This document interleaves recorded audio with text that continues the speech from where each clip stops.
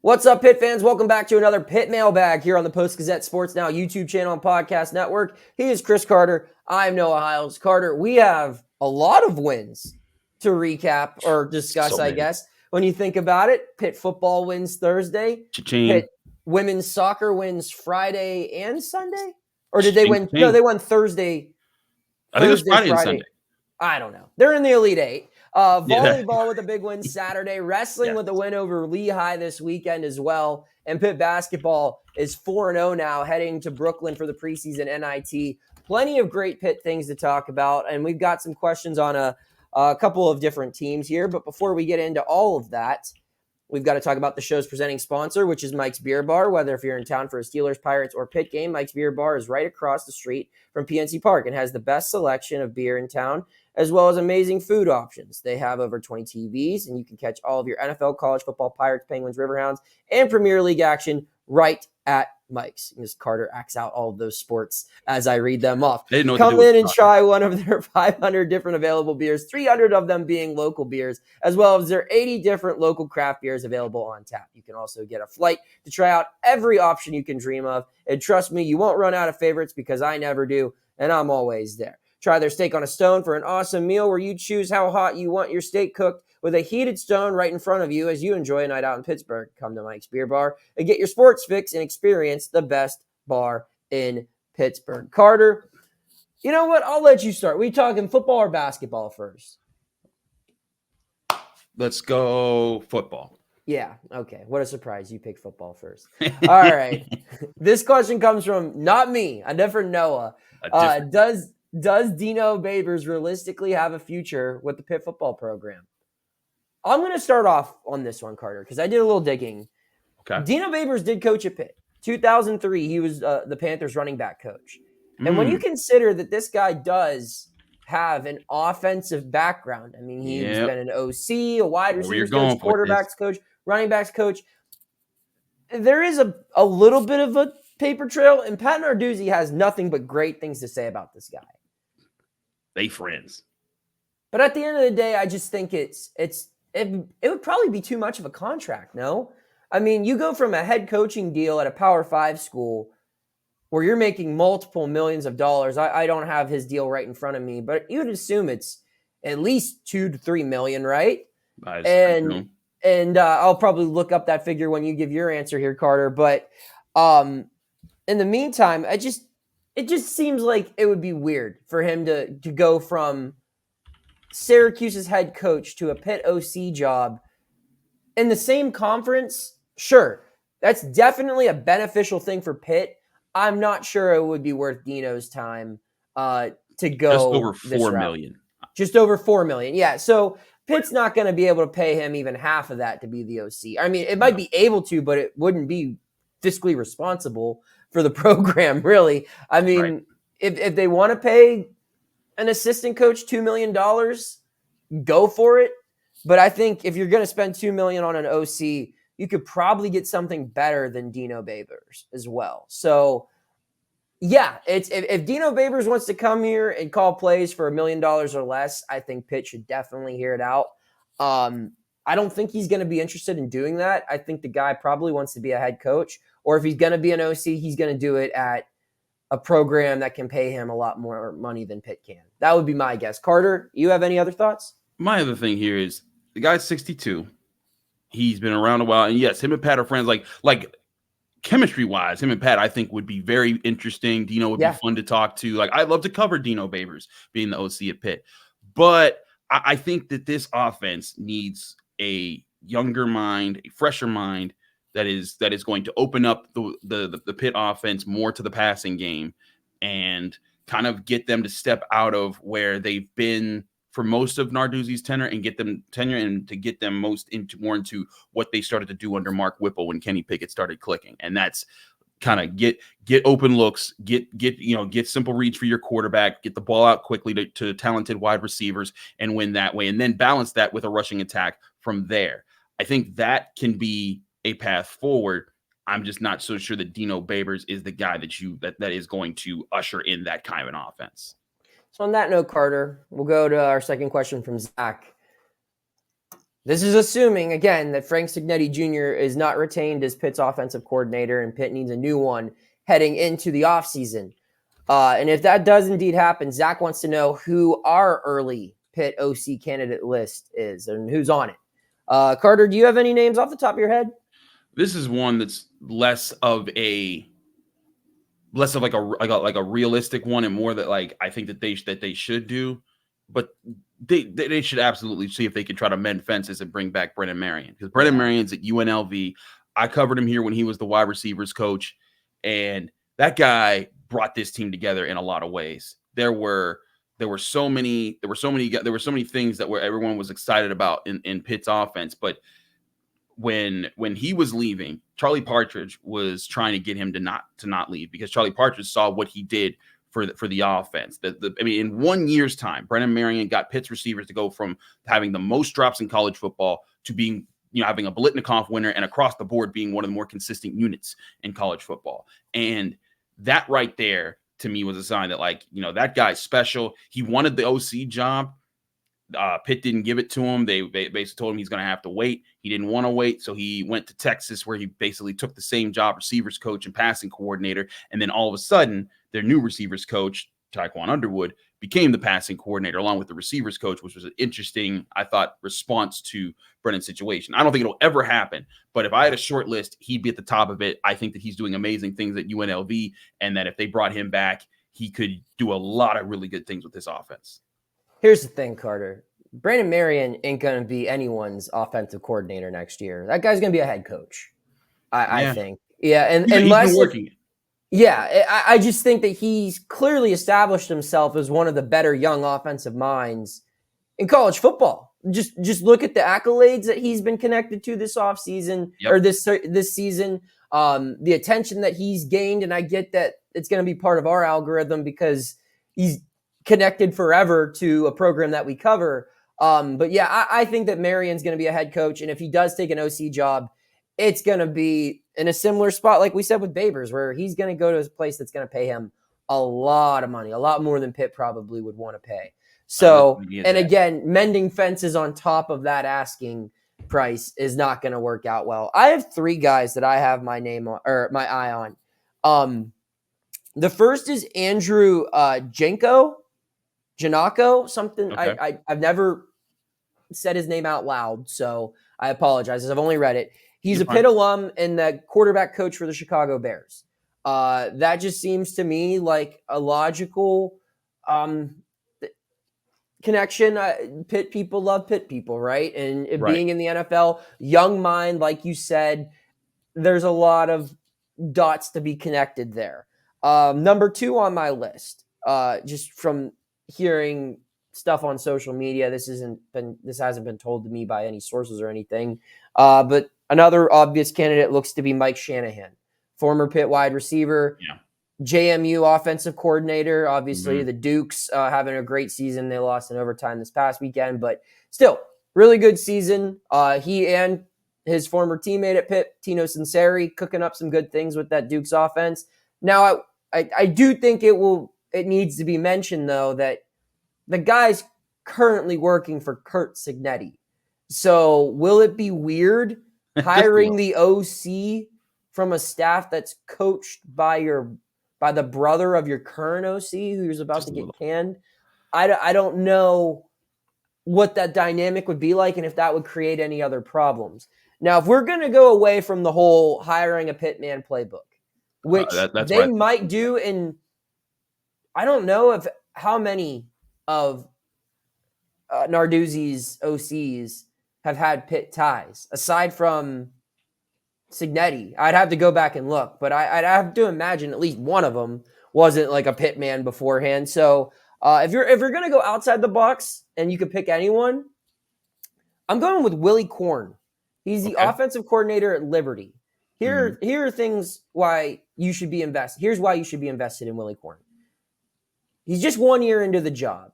So while his body of work isn't going to be as great as everyone else's, he's affordable. You can go get him. And in a place like Pitt might be a logical step upward. You look at where Liberty ranks offensively right now. Number 8 scoring offense in the country. You know what's even better to Pat Narduzzi than number 8 scoring offense in the country? Number 1 rushing offense in the country. And this isn't an Army, Navy, veer triple option type thing. They're running out of the gun. It's a similar system to what Malik Willis ran a couple of years ago. And while, that's not the best name to boast as far as pro quarterback status is concerned, it was a highly productive college quarterback. And you look at Liberty's starting quarterback right now. He's got 2,400 passing yards or somewhere in that ballpark. You have that type of offensive production, plus the number 1 rushing offense in the country. I believe the Flames are now 10-0, 11-0. So there's a lot to like there. And again, I think because this guy is so young and because he's only 1 year into this OC thing, you're not going to have the head coaching opportunities that you would have with a Brennan Marion, who, again, is still 1 year into similar spot, but a little older, a little bit more established, worked at bigger programs than this guy. So I think Willie Korn might be just someone that I discovered on my own, but if I had to pick one, I would put him in the mix. Another one last guy for me here. It's a guy in the name of Jamarcus Shepard. Okay. Receivers coach in Washington. He's worked with guys like Odunze, McMillan, Rondell Moore. He's been very good. He's worked under several different major head coaches, including Mike Leach. He's had a chance to grow, and the rumor was that had Washington's offensive coordinator left, he would have just been promoted to the position. And so if Washington with Penix and all the things they've been doing well offensively is thinking about promoting this guy, if I'm Pitt and I can attract him with a decent contract to be an OC of a Power 5 program somewhere else, instead of if he's tired of waiting around, maybe that's the move that you go. You get a guy like that who's produced several NFL talents, who's been around, and I think him and Tyquan Underwood with their receiver backgrounds could be great to help open up the passing offense more, because then the OC, he has more insight into what the receivers want, and he can tie to the quarterback. Hey, this is what I need you to get into. This is what I need you to see, and this is what they're going to be doing. And you build that connection. You build up a strong passing game again. And I just really think Pitt can develop a running game on its own. I think like that they can recruit the power. If Pitt can unlock the passing game again, and the defense stays at the level that I think it can, it makes the Panthers so dangerous in the ACC right now, especially with the teams that are leaving.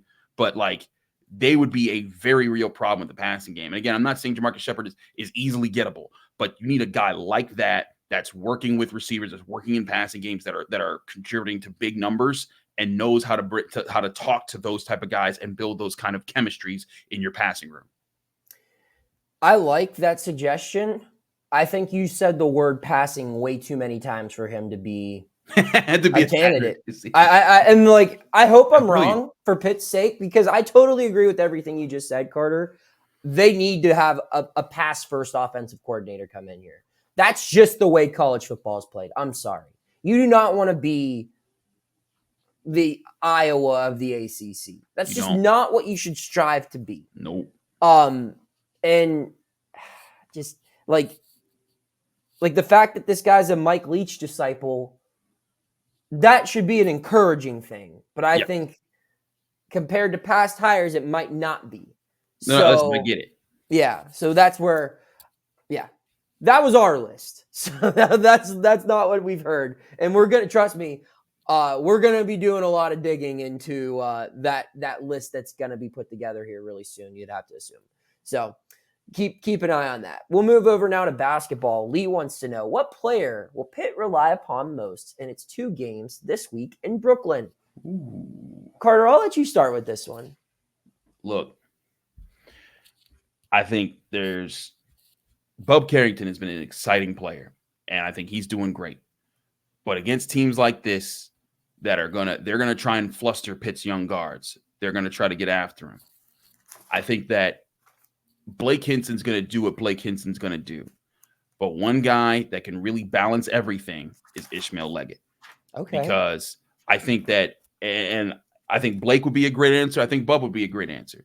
But the reason I say Ishmael Leggett is because you can see there were times when, who did Pitt last play? Binghamton? No, they last played Jacksonville. Thank you. I'm mixing up all the random schools that didn't play. Yeah. But Jacksonville, you could see them start to double team him, and Bub was kind of feeling it a little bit. Not too much. I thought he handled it well. But I just think some of these veteran teams that they're going to go up against in this NIT tournament, they're going to try and force the pressure on the younger guards, and that's where Leggett's going to have to come in and calm things down, help keep the offense flowing. And who knows, maybe Bub Carrington's going to shrug it off and be like, man, y'all ain't got nothing for me, and then he's cooking. But I think that there's times in college basketball when you need veteran guard play to come through for you in tight moments. If there are tight moments in these games, which if they're playing well, I expect them to be tight, I'd like to see Ishmael Leggett kind of balance things out and kind of make some of the smarter plays that they can rely upon. Who's your guy? Well, just looking at it, I think one thing that people don't really recognize with Leggett right now is, as far as his contributions go, is rebounding. I think his perimeter defense and his rebounding makes his team so much better. I wouldn't say so much better than it was last year. I think it's way too early to say that. So let me rephrase. I think it makes Pitt's ceiling this year so much higher than what its ceiling was last year. The potential's there just because of what he does. And you look at what some of these teams do. I mean, Florida is tied for third in offensive rebounding in the country. So they're going to need that rebounding help. And it's 16 in the country in rebounding margin. Baylor is always a team that's going to play quick tempo. Helps to have a veteran guard when it's going to be a run and gun type game.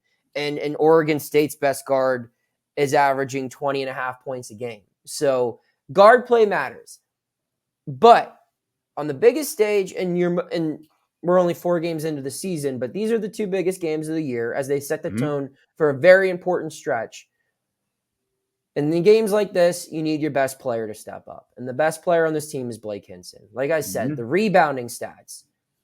Blake's been good this year. I'm not saying that he hasn't. I'm not saying like Blake's got to step up in the sense where it's like he hasn't played well. It's just these are the games where you rely on your best player. When it's your first ever game against a Power 5 opponent for your new backcourt, you know who's not new, you know who's played in Brooklyn, you know who's played in the tournament, you know who's played in these situations before in the same uniform with the same head coach. It's number 2. That's the guy. And you just look at some of the matchups he's going to see on the wing.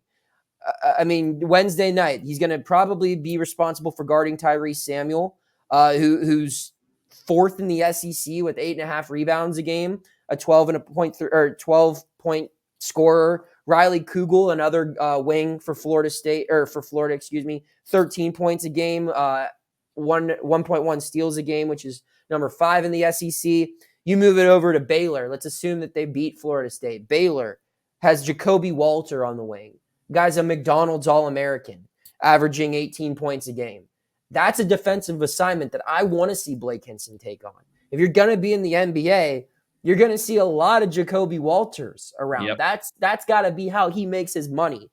And then on the other end, if they lose to Florida and end up playing Oregon State, because there's just no way Oregon State's beating Baylor, Tyler Bidlow, I believe is how you say his name, 15, 8.8, and 1.5 are his slash line, I guess you could say, his averages at the 4 for Oregon State. That's another dangerous guy. So Blake's going to see, I mean, I think the easy storyline is it's going to be Bub's first matchup against legit guards.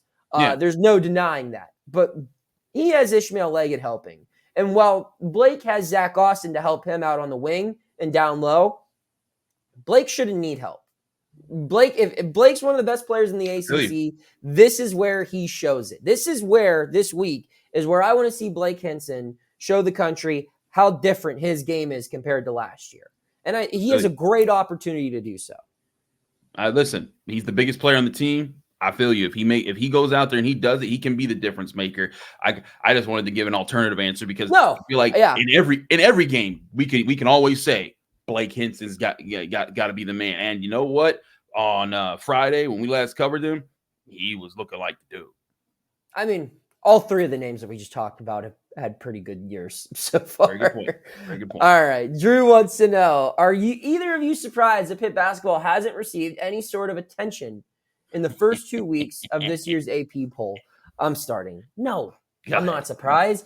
Dude, they've beat 4 mid-major schools that are not going to sniff the NCAA tournament. I mean, maybe Florida Gulf Coast will, but Jacksonville's not a good team.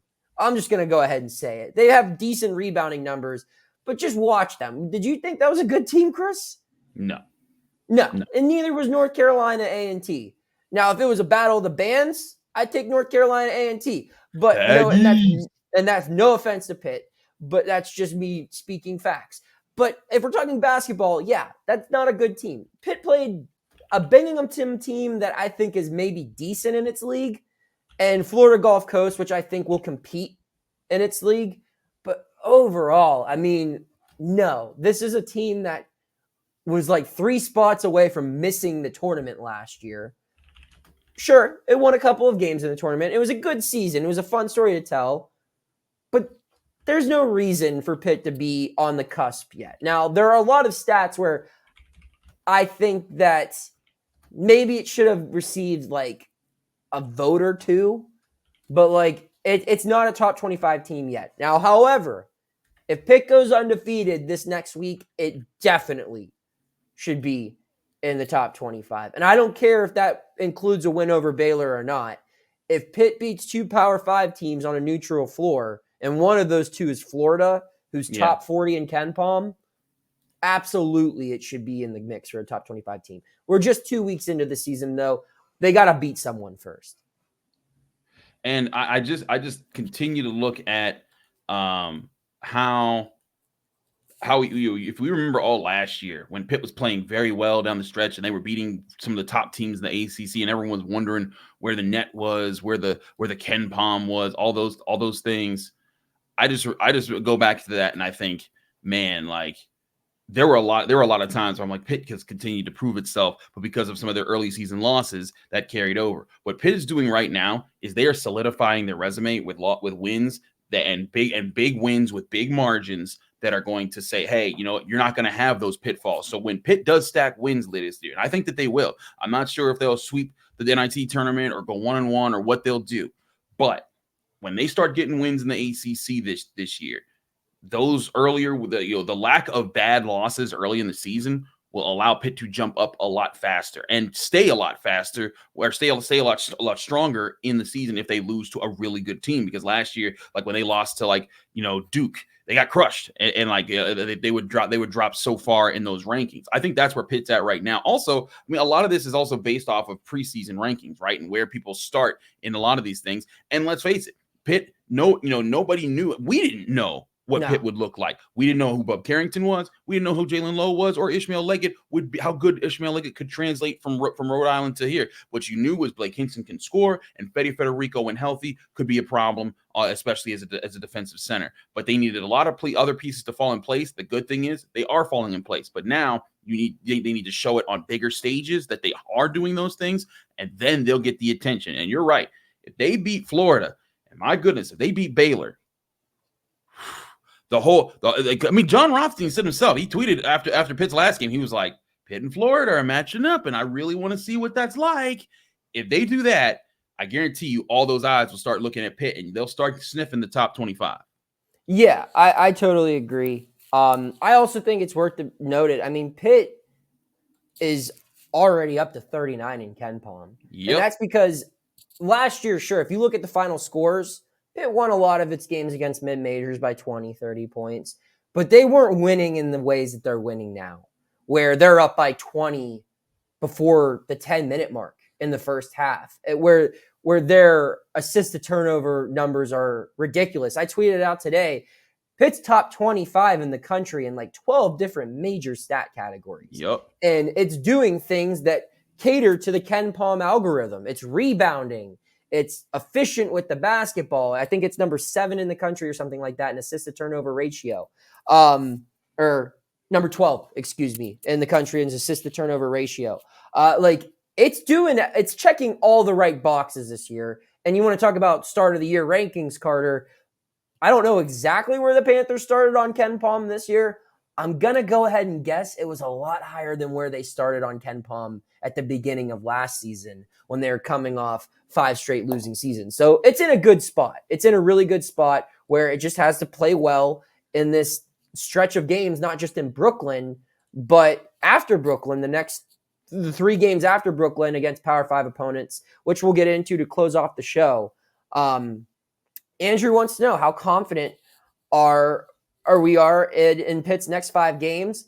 What's our record prediction? So for clarification, Pitt will play 2 games this week in Brooklyn. On Wednesday, it will play Florida, and it will play either Baylor or Oregon State, depending on the winner of those 2 matchups. And then it comes home the following week. So next week, it will play Missouri on Tuesday, which was a tournament team last year. Mm-hmm. And then next Sunday, it will play Clemson at home. And then the week after that, it heads over to Morgantown for a backyard brawl in West Virginia. So that's those 3 matchups that I just listed after Brooklyn. Those 2 of them are former tournament teams. Huge. And Clemson's a team that just missed the tournament last year. Yep. So, Carter, I'll let you go. What's Pitt's record in its next 5 games? I say 4-1. Mm-hmm. I think that Pitt can win one of the NIT games. Missouri just lost to Jackson State at home. And it was a buzzer beater, but that's one of those losses that, like, Missouri, they're going to need to do a lot this year to make up for that when ranking stuff get considered. But Missouri lost that game. Clemson has been a team that has given Pitt problems because of their physicality. And oftentimes Pitt has struggled when they have not had answers because of depth in the front court. Yeah. And I think this year they finally have some depth there. And I think that if Pitt can come in and its guard play can be solid and it can be physical, it can hang and bang with Clemson and get a win there. And I honestly think they go into Morgantown. I think they can run that. They can run those. The West Virginia has stuff to clean up right now. And listen, that's nothing against those kids. That's just a big mess of a situation. You know, the players of West Virginia. Yeah. You know, they're just in a rough spot. If any program that gets hit with a scandal like that is going to deal with problems. I think that Pitt's going to this, and I think Jeff is going to want to challenge it because, correct me if I'm wrong, Noah, that's their first real road game, right? Yeah, no, it definitely is. It's their first a contest in an away venue. Yes, I think Jeff is going to be this is going to be like, all right, it's time to doggone prove it as you go in there. I think they're going to be motivated and want to win that one. And I think that they'll win. They'll go 1-1 in the NIT, beat Missouri, beat Clemson, beat West Virginia, and then everyone's going to be talking about maybe Pitt is back. But don't say that if you're a Pitt fan, because every time they've said that, something bad has happened right after. Yeah. I'm tempted to say 4-1. I'm gonna be safe and play. I'm gonna play it safe and say 3-2. I think that it'll go 1-1 in the ACC. If it beats Florida Wednesday, then it's gonna go 4-1. If it doesn't beat Florida, I think 3-2. Here's my logic. So yeah, let's path 1. Pitt beats Florida. Pitt will then lose to Baylor, and it'll beat its other 3 teams in that 5-game stretch. If it loses to Florida, it beats Oregon State, beats Missouri, loses to Clemson, because I think Clemson is very similar to what Florida does. So I think they just struggle with that. It's more of a matchup issue than anything else with what they have down low.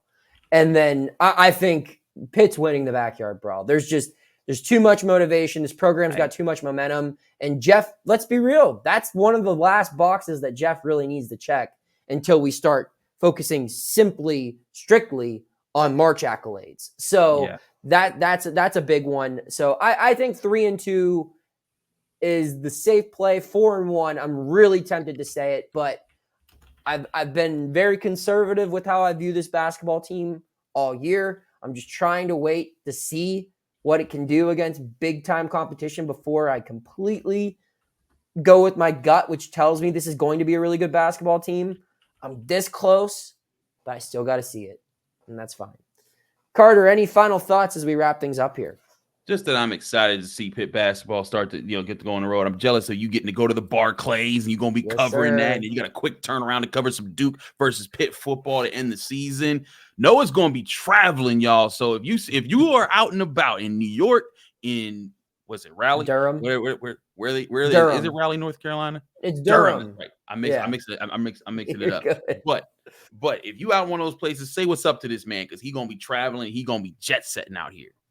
Yeah, you know what? Everyone, if you believe in a God, pray to them that there are no delayed flights at JFK Saturday morning, because I will be flying into Durham from New York City.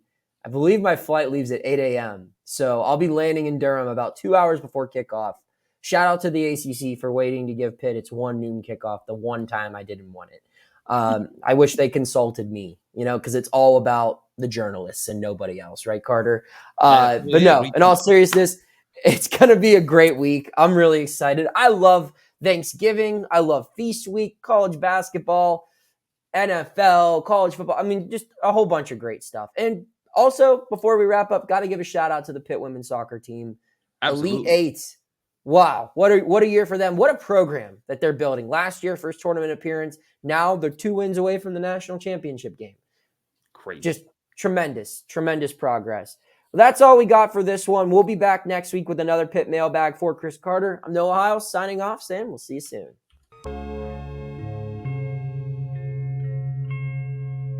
Thank you for checking out this content from Post-Gazette Sports. If you watch this video on YouTube, please like the video and subscribe to our channel. For all of the sports coverage the Post-Gazette has to offer, visit post-gazette.com.